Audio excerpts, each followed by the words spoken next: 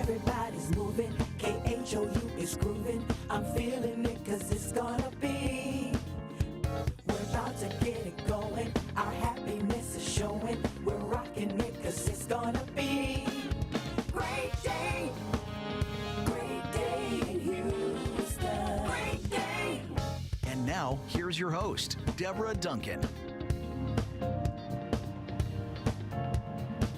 Good morning, everyone, and welcome to Great Day Houston. Okay, we're starting off today with a great family story. The Smollett family, Jazz, Journey, Jesse, and Jake, have all taken a piece of the pie when it comes to the TV and film industry. Now all grown up, the siblings decided to turn their culinary experiences into a show called Smollett Eats on the Food Network, highlighting their family's favorite dishes. I'm excited about lemon lavender cupcakes. Even though I don't believe in us, I believe in you, Jake. You got this. We got this. All right, here to give us a taste and share about their new recipe cookbook titled The Family Table is author Jake Smollett. Good morning, how are you? How you doing, Deborah? Good. All right, before we get to cooking, hey, good looking, what you got cooking? How's about cooking something up for me? That just kind of came to my head. I'm still listening to the theme song. Everybody's grooving, KHOU is moving. Yeah, it's pretty good. That's our new show open right there. Great day! Oh, wait a minute. I got some pipes, I think we have a duet going on at some point here. All right. You know, we always know where people are and sometimes forget how they got there. So Right. I want to back it all up for you and talk about this family. You grew up in a family of how many kids? There's 6 of us. I'm the 5th of 6. Wow. Yeah. Okay. And so you always remember being around that family table. Yes. Or My actually trying to mom- get to the family table first. Right. That's the story of the book, actually, is that my mom built this family table with her own hands. I always say that because people are like, oh, she assembled some IKEA something or something. No, Yeah. She built the table, and it was always instilled in us to come back to the table for dinner. No matter how crazy our lives got, we always knew that dinner was the end of the day. Yeah, So, you have an interesting background, obviously, from Queens. Your dad was from Queens, New York, and Yeah. your mom African American, and your dad's Jewish. Yes. And your mom was. African American. No, well, she's African American, but what was it, religion-wise? Because you know they always say in New York, when I lived in New York City, they go, a mixed marriage is not black and white. A mixed marriage is Catholic and Jewish, or something like that, right? Yeah. Well, we were a mosh pit of everything. Yeah. I mean, my mom would carve menorahs from wood and do all that. She never converted. She wasn't a Jew, but Yeah. But what it did was gave you a platform for appreciation of people. exactly. And all cultures and all religions and just inclusiveness. Yeah. Yeah. It's really interesting with what's happening in food right now. You know, we kind of over the last several years have been in this big renaissance. You know, food obviously has always been there. We need it. But Yeah. then we realize what it does for us outside of nourishing our bodies. When did you get to the point where you were interested in food, doing it yourself? I started a vegan pie company at 15, and it was in a few health food stores in Southern California. Mm-hmm. And then that really inspired me to fuse my love for acting and being in front of the camera with cooking. Right. You know, with the whole bust of all the cooking shows and all that.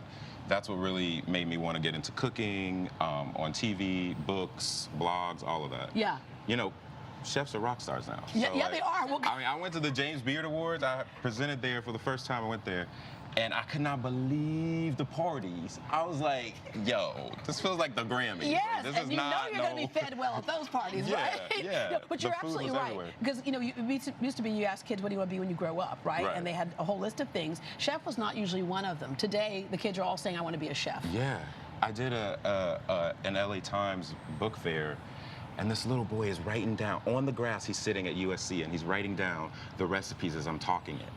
And I was like, that is crazy. And I go up to him after, and he's like, I saw you were writing down the recipe. He's like, yeah, I'm gonna go home and cook it because I want to be a chef like you. And I was like, that is amazing. Yeah, I well, he mean, doesn't have to write it down. Of course, no one has to write any of it down today. You have it like right here in the book already written down for you. All right, one of the dishes you're going to make from the book today is what? We are making crabby fried rice today. Our pot is nice and hot. We're actually cooking on a Heston Q. This is a smart Like a smart hot plate, It's a basically. smart hot plate. You can have it in dorms, you can have it in your guest quarters, you can have it anywhere. It actually functions off of an app. It's like the Cooking for Dummies. Yeah, it's very cool because it'll set your temperatures for you, Right. depending on what your recipe might be or what food you're putting in there, right? Exactly. And then we're gonna start sauteing. Let me get that heat down a bit. It's been on. We'll saute our garlic in there. Smells good already. Now, Deborah, you cook. I do You were just cook. saying you cook. I do cook. I love cooking because it's like creating something, right? So Right. you can be creative with stuff. I love taking a recipe and putting a twist on it. When it comes to this book, though, I think a lot of us underestimate what it takes to put a recipe book together. Because Yeah. everything has to be tested, tried, and true. Oh my gosh, there's 130 recipes in there. And when I tell you that everything was tested more than 3 times, it was. Yeah, and what was Like, cool about this is that a lot of these recipes are things that you truly ate in your family. So when Yeah. you were discussing what was going in the book, I'm sure you had stories to go along with all these recipes. Stories, and it was like going down memory lane. I mean, because you're making all of these recipes. You're like, dang, I remember we used to eat these pita pockets with sausage in it and peppers. Yeah. You're going down all of that I stuff. remember every and- Christmas we would have this special dish, every Exactly. Thanksgiving. And my mom would make gumbo. My mom is from New Orleans, so every New Year's we would have gumbo and grilled baguette bread. Like that was our thing. Yeah. So Or gumbo with matzo balls. Now, there you go. That's combining. What? See, there you go, right? You say mom and bagels daddy. with hot Louisiana That's sausage what we're on talking it. about. Boudin bagels. Boudin bagels is what you're going to have next. All right. So what do you We're put in your sauteing peppers, our right? peppers, yellow and red bell peppers with a little bit of grated ginger. And you know what I don't see here, and we've become so dependent upon and we forget about, I don't see necessarily the straight salt and pepper. A lot of us use salt as our seasoning, that's it. And the Right. flavor really comes from flavorful fresh foods. Yeah, and this is a lot of umami flavors, a lot of Asian flavors with the sesame oil and a little bit of soy sauce. And you get a little bit of salt in the soy sauce. So Right. understanding how to cook, obviously the thing is when you're adding soy sauce, then you're not going to add the salt. It's already there. Exactly. Don't add salt because soy sauce is very salty. You can even get a low sodium soy sauce. Right. And we cook a lot with Oh, it liquid smells so aminos, good. which is Bragg's. It's like another form. If you can't have soy, it's soy free. Yeah. So And it's not a then- lot, okay? It's not a lot. We'll get the crab in there. And do you cook at home a lot? I was just telling somebody last night, I rarely eat out. Yeah. I cook every meal. Like that's real. I really do cook a lot. Yeah, and every besides day. getting good food and knowing where it came from, it's almost a sense of accomplishment. If you've had a hard day and you go home and go, all right, one thing went right today. At least I Right. cooked a good meal, right? Exactly. And you know what's in it. Right. That's the thing, is we don't claim, like the book is not, healthy. Every recipe is healthy, but you're making it at home. Right. You know what's in it. You're making it at home, you know what's in it. It's hearty food, it's family food, It's real food. festive food. Exactly. Yeah. It's something you would want on birthdays or holidays and stuff like that. Okay, so that's the crab, and of course, any recipe can be tweaked. If you want chicken, you can do chicken. You want beef, you Yeah. can do beef with this, right? Pork fried rice is pretty good. Okay. And then we'll toast our Cashews. cashews. Just get them in there. All right. Get those toasted a bit.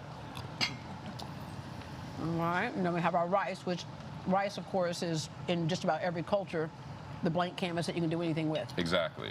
And rice, this is jasmine rice, and you want to keep it cold before Okay. you fry it. It Because? just fries nice, it crisps it. Okay. You have tips like that in the book as well? I sure do. Okay. All right, there's our smart plate there. Stir that around, and then put your rice in after you've pretty much gotten these other things on their way, right? And you're just warming up the lump crab, Okay. and then go ahead and dump in your rice. Stir it around. This is basically just stacking all those flavors There in are one a pot. million cookbooks out there. Why did you decide to do this one, and what do you think makes it a little bit different? What makes this different for me is that it's real food, like Yeah. you said. Yeah. Yeah. There's so many times now that we're forced to just eat for reasons that are just not festive, and this one is really, really for family. I mean, it really is the book that people are now calling like their family Bible. And that really touches me because we put a lot of love and labor into the book. And I think that if you have a family, if you're newlyweds, if you're single, you can always get something from the family table. All right, I want to wrap up with, we've mentioned earlier that your whole family enjoyed, the TV and film industry as well. And there are so many folks, kids who have an eye on that. That's what they want to do. Yeah. But the key is to be open to doing anything. You all take advantage of opportunities that come your way. Yeah. All right, I'm going to taste your rice and your crab and your, oh yeah. Yeah. Not bad.